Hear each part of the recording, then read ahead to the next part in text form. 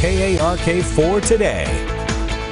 Good morning. 6:23 is your time right now. One of the closest races this entire election cycle was the race for Congress in District 2. Republican Congressman French Hill accepted victory last night, but his Democratic opponent, State Senator Joyce Elliott, says not so fast. Our continued coverage of the election continues this morning right here in studio. Our political analyst joining us once again to talk about the elections, the results that are still trickling in. We have Republican analyst Bill Vickery and Chairman of Arkansas's Democratic Party, Michael John Gray, joining us this morning. Hopefully you got your coffee. Thanks for joining us last night as well. But again, let's talk about the 2nd Congressional District race. These are the results here right now. French Hill, 55% to Joyce Elliott, 45%. They were calling this a toss-up. Yeah, it's not, obviously. I think some pollsters have some explaining to do. Congressman Hill tied himself to the president, especially in the last 2 weeks. It was a brilliant move. The president had a surge, as we're seeing nationally. He had a surge in momentum going through the last 2 weeks of the campaign.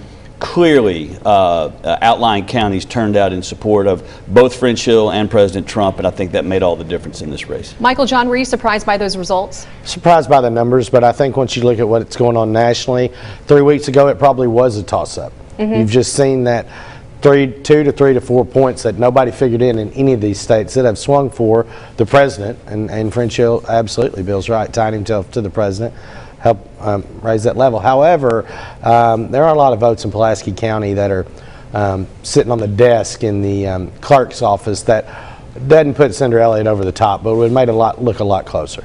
So it looks, oh, go ahead. No, I was just going to say, I think this is reminiscent of 2016. We're 4 years later. The predictions, a lot of the polls that drive these sort of predictions, a lot of that drive the talk and all of that, are clearly wrong. There's clearly an inability to reach people who want to vote for President Trump. They don't care about Twitter, they don't care about Instagram, they don't care about social media, they care about their jobs and their kids' schools, and they don't answer the phone to give you what they think is going to happen in an election. But they show up on election day or beforehand, and it makes all the difference. Something's got to be done about that. A lot of junk polling, and needs to stop. Did you want a chance to respond? Well, I think he's right. I think what you've seen is with the Democratic president, President Obama brought out a certain electorate that was overwhelmingly, not here in Arkansas, President Trump in the very similar situation, bringing out a different set of voters, but very popular. Right. The Democrats weren't able to duplicate it with Obama. The question will be, can the Republicans duplicate it with Trump going forward? Obviously, we don't have a president called in this race just yet. We're still waiting on those results coming in.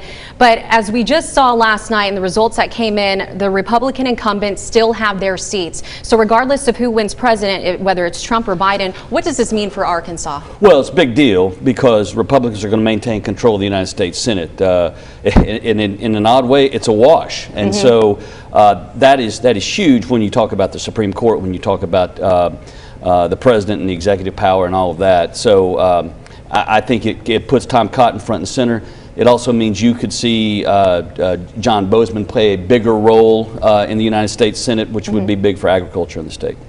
No, I think he's right. I think that changes the landscape in Arkansas 2 years from now too. Yeah. There are a lot of local Republicans jockeying for positions now with the Senate still in control of Republicans. What does John Bozeman do? Where does Tom Cotton go after this?